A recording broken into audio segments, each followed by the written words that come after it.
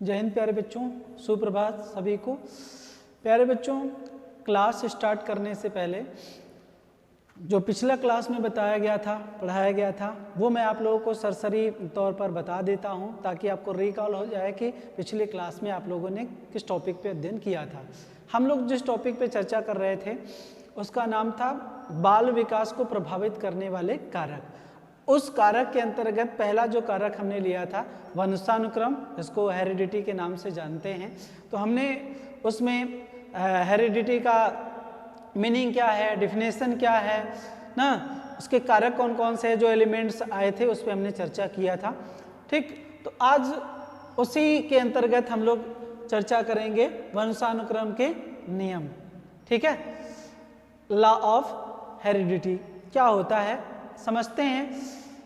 इसके वंशानुक्रम के अंतर्गत आप देखेंगे तो कई नियम देखने को मिलते हैं।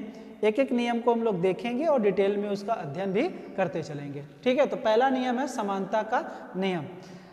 ठीक है, समानता का नियम का जो अर्थ लगाया जाता है या अर्थ निकलता है कि समान के समान, अर्थात कह सकते हैं कि जैसे माता पिता होते हैं उन्हीं के समान उनके बच्चे होते हैं। ठीक है, ये मान्यता है या कहा जाता है कि जिनके माता पिता बुद्धिमान होते हैं उनके बच्चे भी बुद्धिमान होते हैं। जिस बच्चे के माता पिता बुद्धि में कमजोर होते हैं, मंद बुद्धि के होते हैं, उनके बच्चे भी कमजोर होते हैं। ठीक है, जिनके माता पिता आप देखेंगे लंबाई में हाइट रहती है, इसीलिए शादी ब्याह करते हैं ना आजकल, तो लड़का हाइटदार है तो लड़की की भी हाइट काफ़ी खोजते हैं ताकि उसके हाइट की रहे, उनके बच्चे जो होंगे वो भी उनकी भी हाइट रहे ना, तो इसीलिए इसी तर्ज पे खोजे जाते हैं। तो कहा जाता है कि जिनके माता पिता की लंबाई अधिक है उनके बच्चे की भी लंबाई अधिक होती है। जिनके माता पिता छोटे छोटे होते हैं, हाइट में कम होते हैं, तो उनके बच्चे भी हाइट में कम होते हैं। जो हमने अभी बात बताई कि इसीलिए हाइट में खोजा जाता है कि अगर हाइट रहेगी माता पिता की, बच्चे भी लंबे लंबे होंगे। ठीक है, तो ये चीज़ें कहीं ना कहीं पाई जाती है। अच्छा, एक चीज़ वर्तमान समय में अपवाद के रूप में भी देखने को मिलता है कि जिनके माता पिता काले होते हैं उनके बच्चे गोरे होते हैं। ठीक है, या जिनके माता पिता गोरे होते हैं उनके बच्चे काले होते हैं। इसके मुख्यतः दो रीजन होते हैं, लेकिन इसकी चर्चा में आगे कुछ पॉइंट्स आएंगे, उसमें मैं डिटेलिंग कर दूंगा यहाँ पर, क्योंकि अगर उसको डिटेल करने लगूंगा तो बहुत सारे पॉइंट छूट जाएंगे। तो इसलिए जहाँ पर उस पॉइंट की जिक्र आएगी मैं उसका दो जो जिक्र है उसको मैं बता दूंगा। एक तो जागृत होता है, एक सुप्त कारण होता है, मैं इसको डिटेल आगे कर दूंगा। ठीक है, आगे बढ़ते हैं, दूसरा नियम देखते हैं कि भिन्नता का नियम, लॉ ऑफ वेरिएशन। ठीक है, इस नियम की मान्यता है कि बच्चे अपने माता पिता की सत्य प्रतिलिपि नहीं होते हैं। ठीक है, मतलब जिस तरीके के माता पिता होते हैं उस तरीके के बच्चे नहीं होते हैं, ये मान्यता है। ठीक है, और न एक माता पिता के सभी संतानें एक समान होते हैं। तो एक माता पिता के अगर 4 बच्चे हैं तो चारों बच्चे भी एक समान नहीं होते हैं, ध्यान रखिएगा। कहा भी जाता है कि जैसे गांव घर में या शहरों में भी आप देखे होंगे तो कहा जाता है करे आपका जो बड़ा बेटा है वो बहुत सीधा है और जो छोटा बच्चा है उतना ही ज़्यादा शरारती है ना, बड़ा नटखट है। बड़ा बेटा तो आपका ऐसा नहीं है, आप भी कहीं ना कहीं इतने शरारती नहीं थे, लेकिन वो किसको पड़ गया है? तो कहा जाता है ना कि ये 5 उंगलियां बराबर नहीं है। तो 5 संतानें या 4 संतानें हैं तो चारों एक बराबर नहीं होंगे, ये बात कही जा रही है। ठीक है, अच्छा, समान नहीं होते तो उनमें आपस में भी किस रूप में समानता नहीं होती है ये भी ध्यान रखिए। रंग में भी समानता नहीं होता है, कोई थोड़ा सा सांवला होगा तो एकदम गोरा होगा ना, ऐसी भी चीजें देखने को मिलता है। तो रंग रूप में भी समानता नहीं होती है। दूसरी, बुद्धि में भी समानता नहीं होती है। कोई बहुत अच्छा बुद्धि का रहता है, कोई कम बुद्धि का रहता है, कोई औसत बुद्धि का रहता है। विचार भी एक दूसरे से मिलते नहीं हैं, स्वभाव भी एक दूसरे से नहीं मिलते हैं। कोई शांत स्वभाव का है तो कोई झगड़ालू स्वभाव का है, तो कोई मारपीट करने वाला है, कोई एग्रेशन वाला है, कोई दुबला पतला है तो तुरंत मार देंगे, चीड़ देंगे, फाड़ देंगे वाली स्थिति बनाई रहता है, हमेशा लड़ाई झगड़ा करता रहता है। तो एक दूसरे से क्या होता है, स्वभाव भी भिन्न होता है। ऐसे जैसे एक ही माता पिता के कुछ बच्चे तीव्र बुद्धि के, कुछ बच्चे मंद बुद्धि के होते हैं। मैंने कहा ना कि कुछ बच्चे ऐसे भी होते हैं जो एक ही माता पिता के हैं, लेकिन उनमें बड़ा वाला बच्चा काफ़ी बुद्धिमान है, काफ़ी शांत स्वभाव का रहता है और समझदारी से काम लेता है, लेकिन वही छोटा वाला बच्चा उतना उसके जस्ट विपरीत है, वो दंडता करता है। बीच वाला बच्चा थोड़ा सा शैतानी भी करता है, थोड़ा सा शांत भी रहता है। तो कहीं ना कहीं तीनों चारों बच्चों में अंतर देखने को मिलता है। ठीक है, तो कोई तीव्र बुद्धि वाला है तो कोई कम बुद्धि वाला है। ठीक, उसी प्रकार से आप देखेंगे तो शारीरिक संरचनाओं में भी आपको कहीं ना कहीं परिवर्तन भी देखने को मिलता है। कोई हिष्ट पुष्ट खिलाड़ी वाली कटकाठी का है तो कोई दुबला पतला है, सिंगल बॉडी का एकदम, तो कोई थोड़ा हाइट में कम है ना, तो कोई एकदम खा करके शरीर एकदम स्वस्थ है, पेट से निकला हुआ है, एकदम प्रसन्न चित्त वाला व्यक्ति है। तो ऐसे कहीं ना कहीं पाया जाता है। तो आप देखेंगे तो जो हमने एक बताया था पितृैक के गुण कोश के अनुसार कहीं ना कहीं ये पाया जाता है, क्योंकि पिता का ही जो गुणसूत्र माता के अंडाशय में जब जाता है तो वही निर्धारण करता है। तो उसी के आधार पे कहीं ना कहीं उसी में कुछ ऐसे कोषों का जो मिश्रण होता है, गुणसूत्रों का जो मिश्रण होता है, उसी की वजह से ये चीजें पाई जाती हैं। ठीक है, अब उसके पश्चात नियम है प्यारे बच्चों प्रत्यागमन का नियम। ठीक, समझते हैं प्रत्यागमन का नियम क्या है। तो कभी कभी प्रतिभाशाली माता पिता की संतानें मंद बुद्धि तथा मंद बुद्धि माता पिता की संतानें प्रतिभाशाली होती हैं। इसी प्रवृत्ति को हम क्या कहते हैं, प्रत्यागमन का नियम कहते हैं। ठीक है, प्रत्यागमन का नियम क्या होता है, समझ में आया कि कुछ माता पिता ऐसे होते हैं जो प्रतिभाशाली होते हैं लेकिन उनके बच्चे प्रतिभाशाली नहीं होते हैं, मंद बुद्धि के होते हैं। कुछ माता पिता ऐसे होते हैं जो मंद बुद्धि के होते हैं लेकिन उनके बच्चे काफी प्रतिभाशाली होते हैं। तो ऐसा जो नियम पाया जाता है उसको हम लोग क्या बोलते हैं, प्रत्यागमन का नियम बोलते हैं। ठीक है, तो अब देखिए जो हम बात यहाँ पर कर रहे थे तो दो बातें आती हैं, इसके दो गुण कहीं ना कहीं प्रभावित करते हैं, जिसमें हम लोग बात करते हैं एक तो जागृत का और दूसरा होता है सुप्त का।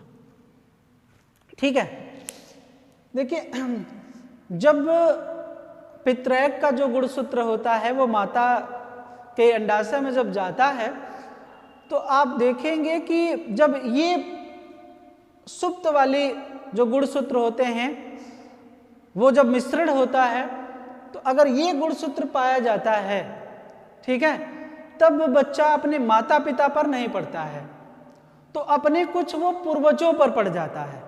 जब माता पिता पे नहीं पड़ता है तो हमने बताया था कि वंशानुक्रम जो उसका होता है उस पे किसी वंशावली पे वो पड़ जाता है, रंग में, स्वरूप में, स्वभाव में उस पे पड़ जाता है, जिसके कारण वो गोरा और काला या मंद बुद्धि का, तीव्र बुद्धि का हो जाता है, जो कि अपने माता पिता के गुण से वो नहीं मिलता है। ठीक है, तो ये बातें कहीं ना कहीं किसकी वजह से होता है, जागृत और सुप्त गुण सूत्रों के कारण से होता है। ठीक है प्यारे बच्चों, ये बात आपको समझ में आया। अब देखिए जब माता पिता के गुणसूत्र का मिश्रण ठीक ढंग से नहीं होता है तो प्रतिभाशाली बच्चे, माता पिता के जो बच्चे होते हैं वो क्या हो जाते हैं, मंद बुद्धि के हो जाते हैं। ये सही ढंग से मिश्रण न होने के कारण से होता है।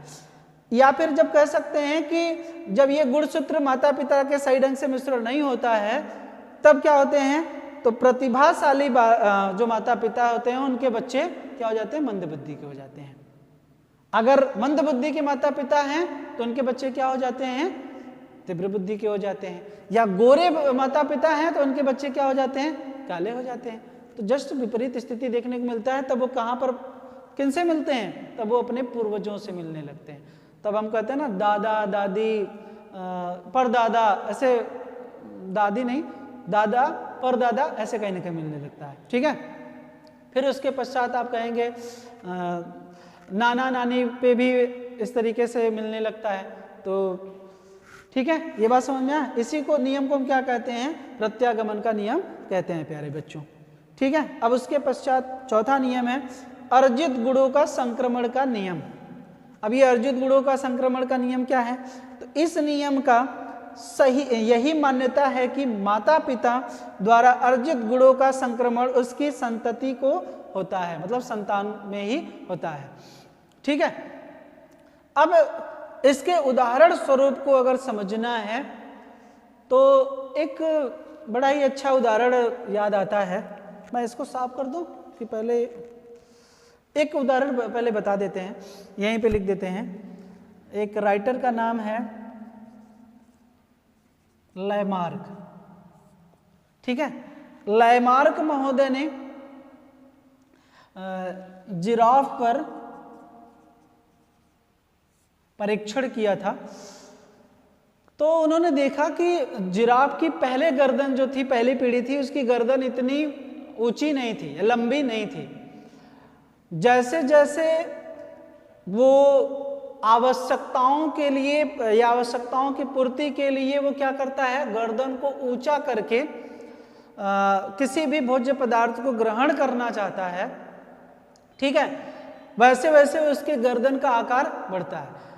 कुछ आने वाली अनेक पीढ़ियों में फिर ऐसा पाया जाने लगता है, क्योंकि ये क्या हो रहा है, यही नियम माता पिता में क्या हो रहा है, अर्जित जो गुण होते हैं। माता पिता ने जो अर्जित गुण किया, तो मान लीजिए एक पीढ़ी ने थोड़ा सा गर्दन ऊंचा करके कुछ भी वस्तु को प्राप्त करने का प्रयास किया, जिराफ।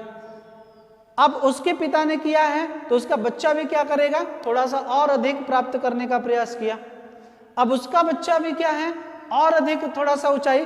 तो ऐसे आने वाली पीढ़ी ने क्या किया, अब वो गुण उसके माता पिता से मिल रहा है ना, तो ऐसी कुछ आने वाली जो पीढ़ियां थी आगे की, उसने क्या किया, और ज्यादा प्रयास किया, जिसकी वजह से आप देखे होंगे कि आज का जो पीढ़ी है, उस पीढ़ी का जिराफ का क्या है, गर्दन काफी लंबी है।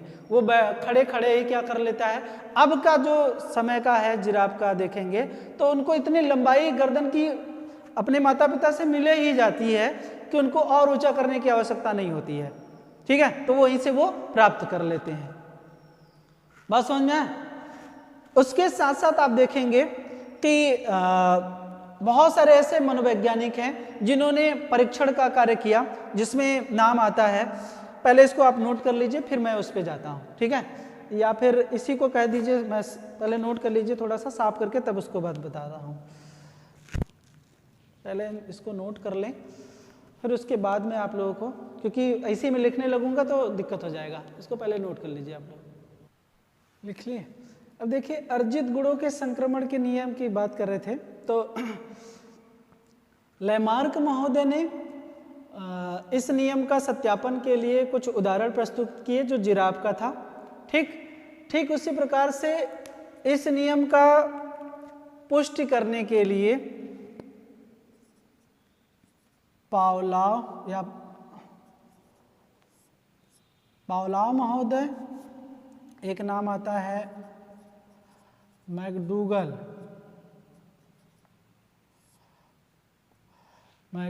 महोदय, और एक नाम आता है हैरिसन का। इन तीनों राइटरों ने या मनोवैज्ञानिकों ने भी क्या किया, परीक्षण की प्रस्तुति की, और उस परीक्षण के दौरान उन्होंने भी इस सिद्धांत या इस नियम का क्या किया, पुष्टि किया हुआ है। पहले एक एक लोगों का लेते हैं और समझते हैं कि इन लोगों ने किस चीज़ पे परीक्षण किया और किस तरीके से उस नियम की पुष्टि किया हुआ है। ठीक है, तो पावलाव महोदय क्या करते हैं, एक सफेद चूहा लेते हैं।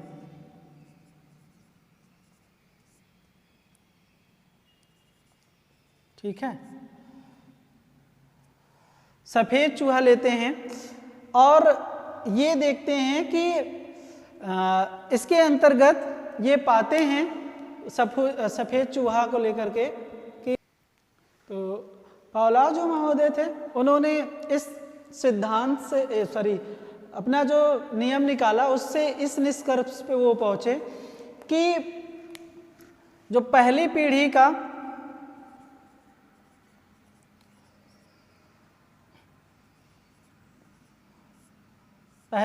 का जो चूहा है ना, वो भोजन को प्राप्त करने के लिए 30 बार घंटी बजाया जाता है। मान लीजिए कोई घंटी है, वो 30 बार बजाई जाती है, तब जाकर के उसको क्या मिलता है? भोजन की प्राप्ति होता है। ठीक है। लेकिन यही अपने नियम से या परीक्षण से ये निष्कर्ष निकालते हैं कि जो 5वीं पीढ़ी थी इनकी, इस चूहे का, इसके जो बच्चे हैं ना, वो 5वीं पीढ़ी है। 5वीं पीढ़ी में 5 ही घंटी बजाई जाती है, या 5वीं बार ही घंटी बजाई जाती है, और वो भोजन के लिए क्या हो जाते हैं? तैयार हो जाते हैं। ठीक है। तो कहने का आशय ये है कि अर्जित गुणों का जो संक्रमण का नियम है, वो आने वाली पीढ़ी ने क्या किया? बहुत सरलतम तरीके से उसको प्राप्त कर लिया। ठीक है। तो पहली पीढ़ी ने क्या किया? भाई भोजन प्राप्त करने के लिए जब उसको 30 बार घंटी बजाया जाता था, तब जाकर के वो भोजन प्राप्त करता था। लेकिन उसकी जो 5वीं पीढ़ी है उस चूहे की, उस 5वीं पीढ़ी को क्या किया गया? अब वो जान गया कि घंटी बजाने से ही भोजन मिलता है, तो 5 बार घंटी बजाया जाने लगा, तब वो जाकर के तुरंत भोजन लेने के लिए, ग्रहण करने के लिए तैयार हो जाता था। ये पावलोव का नियम था। ठीक है। एक मिनट। अब उसके पश्चात प्यारे बच्चों, मैकडूगल महोदय ने भी इस सिद्धांत की परीक्षण किया, और इस सिद्धांत में उन्होंने क्या किया है? उन्होंने भी चूहा ही लिया है। ठीक है। ये दिख रहा है, चूहा लिया हुआ है। ये मान लीजिए कोई टब है, और इस टब में उन्होंने क्या किया है? पानी रखा हुआ है,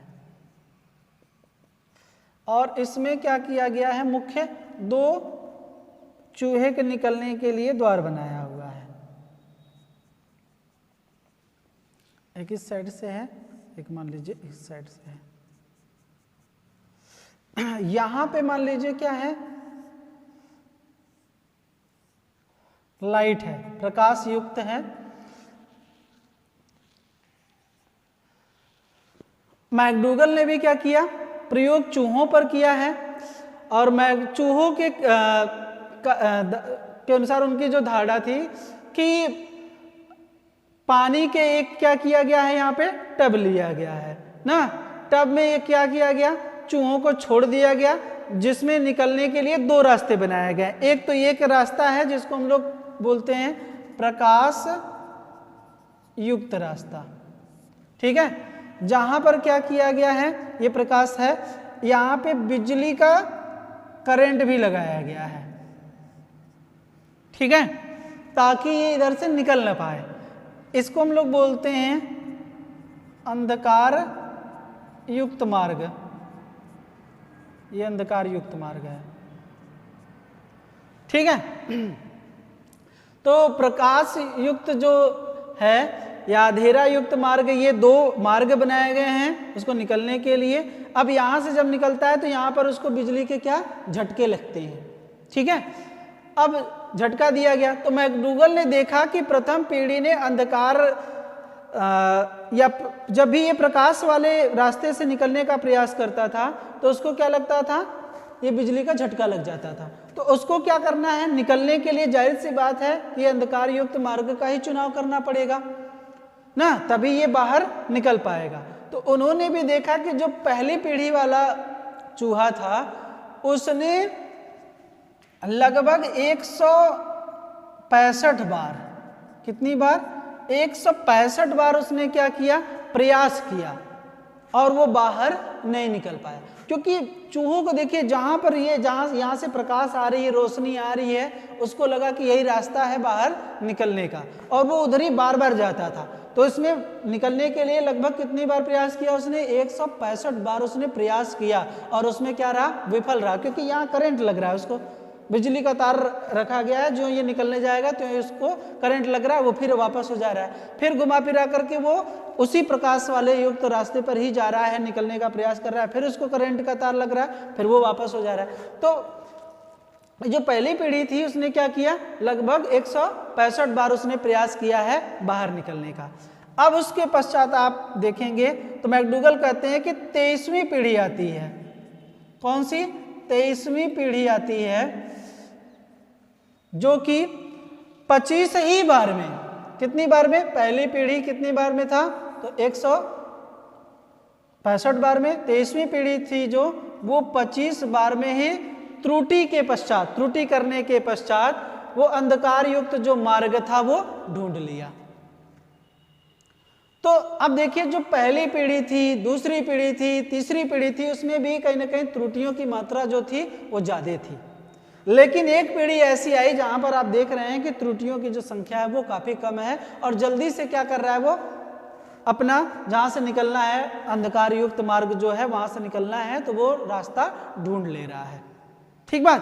तो इसी को हम लोग क्या बोलते हैं, अर्जित गुणों के संक्रमण का नियम, जो लैमार्क ने बताया, पावलोव ने बताया, मैकडूगल ने बताया है, कहीं ना कहीं परीक्षण करके देखा। चूहों पे, जानवरों पे अधिकतर आप देखे होंगे जो मनोवैज्ञानिक हैं वो जानवरों पे ही परीक्षण करते हैं और परीक्षण के दौरान ये पाया। ठीक बात प्यारे बच्चों। तो ये इसको भी आप नोट कर लीजिए, फिर आगे बढ़ते हैं। मेंडल का नियम है प्यारे बच्चों नेक्स्ट, वंशानुक्रम के नियम में मेंडल ने अपने प्रयोग में मटर और इसने भी चूहों पर प्रयोग किया था, जिसमें पहला प्रयोग है आपको लोगों को मैं बता रहा हूँ, मटर का प्रयोग। तो मटर का जो वैज्ञानिक नाम होता है पाइसम, आपका सटाइवम इसका वैज्ञानिक नाम है।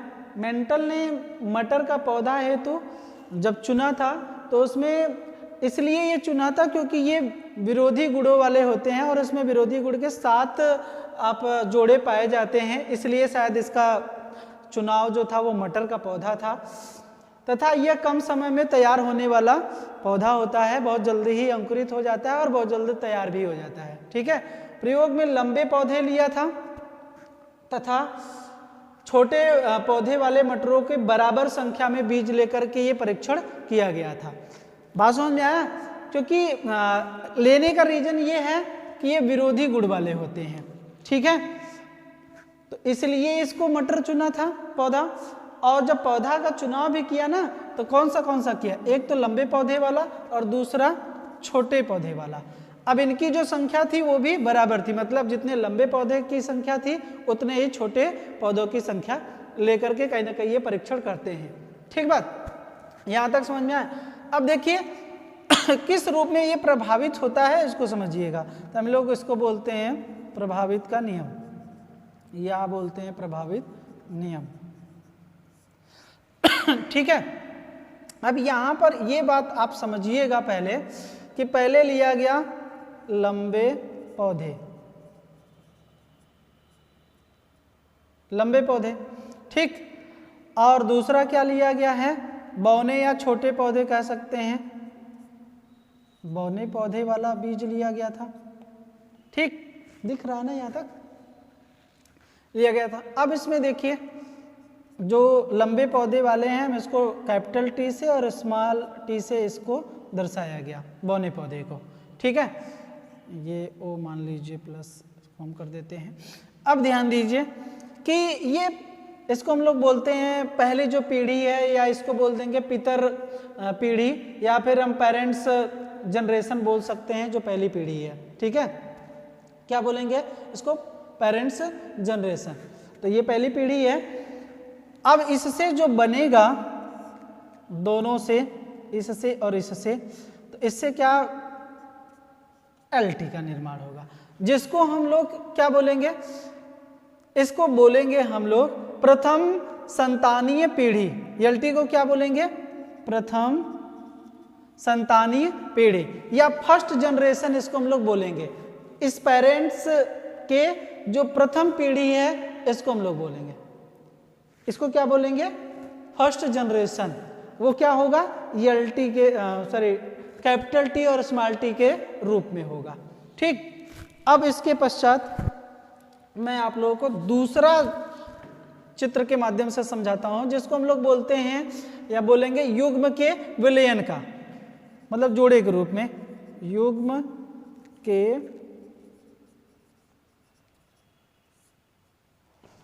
विलयन का नियम। इसको क्या किया जाए, अब ये फर्स्ट जो जनरेशन है इसको हम लोग मिलाएंगे, ठीक। तो इसमें देखिए आपके पास क्या है, LT और LT, यही ना प्राप्त हुआ था। अब इसको देखिए, ये जब आएगा एक तो कैपिटल T है और दूसरा स्मॉल t, कैपिटल T और स्मॉल t। अब हम लोग इसको क्या बोलेंगे, इसको बोलेंगे प्यारे बच्चों द्वितीय या सेकेंड जनरेशन।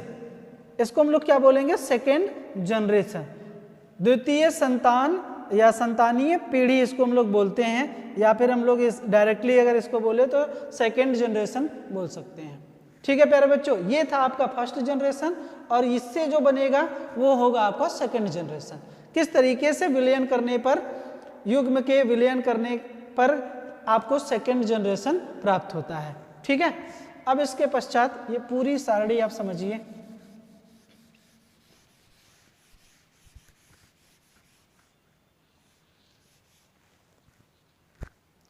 अब उसके बाद हम स्वतंत्र रूप से इसका अभिवहन करेंगे, उसका नियम देखिए। इसको पूरा साफ करना।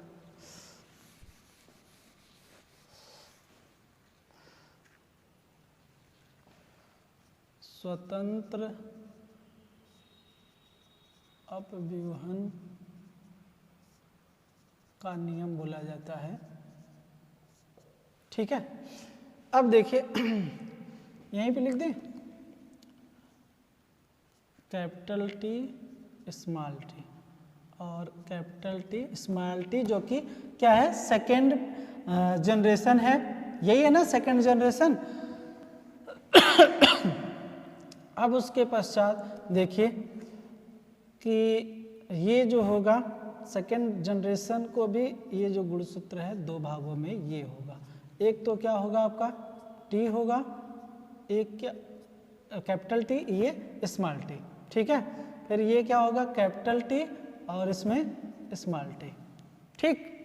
अब उसके पश्चात देखिए कि ये कैपिटल T इस स्मॉल t से अगर मिलता है ना, या तो फिर पहले हम यहीं से मिलाते हैं इसको, इस कैपिटल T से मिलाते हैं तो क्या मिलेगा, कैपिटल T मिल जाएगा ना। अब ये जब मिलेगा, पहले मिला लेते हैं उसके पश्चात बताते हैं, ठीक है। अब ये मिलेगा किससे, एक कैपिटल T और इस वाले से स्मॉल t से, तो ये क्या मिलेगा आपको, कैपिटल T और स्मॉल t, ठीक है।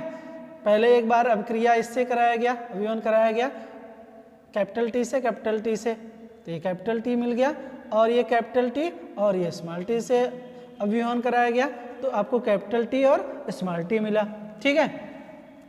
अब उसके पश्चात ये ध्यान दीजिए कि अब देखिए ये कैपिटल T और ये स्मॉल t, तो क्या मिल जाएगा आपको, कैपिटल T और स्मॉल t। ये ध्यान दीजिए ये T है ना, और ये T, क्या मिल गया, स्मॉल t। तो अब यहाँ पर ये जो स्मॉल t है वो क्या हो जाएगा, शुद्ध बौने पौधे हैं, ठीक। जो 100% हमने लिया था, क्योंकि सबका दोनों का बराबर बराबर बीज लिया गया था ना, तो अगर ये 100% पूरा है, दोनों बराबर बीज लिया गया था, तो ये 4 भागों में, तो ये आपका 25% होगा ना। अब ये देखिए दोनों सेम है, और क्योंकि ये कैपिटल T और स्मॉल t है, कैपिटल T स्मॉल t है, तो ये कितना हो गया, ये 50% है ना। और ये क्या निकल रहा है, तो ये कह सकते हैं कि जो वर्णक है संकर बीज का, ये आपका, या कह सकते हैं कि नया लंबा बीज वाला निकला हुआ है, एकदम नया जो है ये लंबे बीज वाला है, जिसको हम लोग संकर के नाम से जानते हैं, वर्ण संकर लंबे पौधे। ये लिखने का जगह नहीं है, मैं बोल दे रहा हूँ, आप लोग समझ जाइएगा। और ये जो है, ये जो शुद्ध पहले का था ना, शुद्ध लंबे पौधे, लंबे पौधे, ये भी कितना है, ये 25% है, ना। अब देखिए अगर रेशियो की बात करें तो ये 1:2, फिर यहाँ पर 1 का अनुपात देखने को मिलता है। इसको हम लोग ये भी कह सकते हैं कि ये जो रेशियो देखने को मिलता है हमें, वो कितना हो जाता है, ये सबसे ज़्यादा मात्रा में है ना। तो इसको 2 हमने कह दिया क्योंकि इसका 2 गुना है, इसका भी ये 2 गुना है। तो ये कहीं ना कहीं अनुपात देखने को मिलता है। तो अब जो हमें स्वतंत्र अभिवन के नियम के अनुसार मिला, जो हमने इसकी बात किया था मेंटल के अनुसार, तो उसमें ये निष्कर्ष निकल के आया कि जो लंबे पौधे होंगे आपके बिल्कुल नए वाले जो लंबे पौधे होंगे, उसकी अनुपात जो होगी वो ज़्यादा होगी। तो उस नियम का कहीं ना कहीं पुष्टि मेंटल ने भी इस सिद्धांत के द्वारा किया हुआ है प्यारे बच्चों। शुद्ध रूप से जो बौने पौधे होंगे वो इतने % दिखेंगे और शुद्ध रूप से जो लंबे पौधे होंगे वो इतने % निकल करके आते हैं। ठीक है, तो इसको चित्र के माध्यम से भी आप समझ सकते हैं। अगर टोटल आपको लंबे पौधे देखने की बात किया जाए, क्योंकि ये भी क्या है, लंबा पौधा है और ये भी लंबा पौधा निकल के आया ना, ये वाला चीज, तो ये 3 संबंधी 1 का अनुपात देखने को मिलता है यहाँ पर, क्योंकि ये भी क्या है, लंबा पौधा ही है और ये भी क्या है, वर्णशंकर का लंबा पौधा है। तो ये भी लंबा पौधा है, ये भी लंबा पौधा है, तो लंबे पौधे की जो संख्या हो गई 3 हो गई और छोटे या बौने पौधे की संख्या जो हो गई 1 हो गई। ठीक है, तो जो नियम कह रहा था उसकी पुष्टि मेंटल ने किया ना अपने नियम के आधार पे। ठीक है, उसको चित्र पहले बना लीजिए। अब ये तो था मटर पे, दूसरा जो प्रयोग उन्होंने किया था वो चूहों पर किया था। चूहे में देखिए उन्होंने 2 प्रकार का चूहा लिया था, एक तो सफ़ेद चूहा लिया था और दूसरा सफ़ेद और काले रंग का लिया था। ठीक है, मतलब जो आधा सफ़ेद रहता हो और काला रहता हो, इस प्रकार का।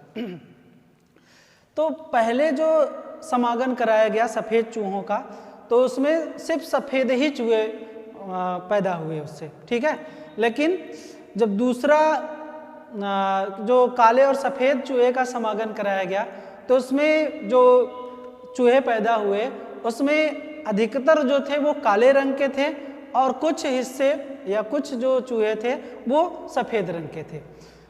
तो उस अनुपात में देखा गया कि 3 संबंधी 1 का अनुपात देखने को मिला था, जो ये अनुपात देखने को यहाँ पर मिला।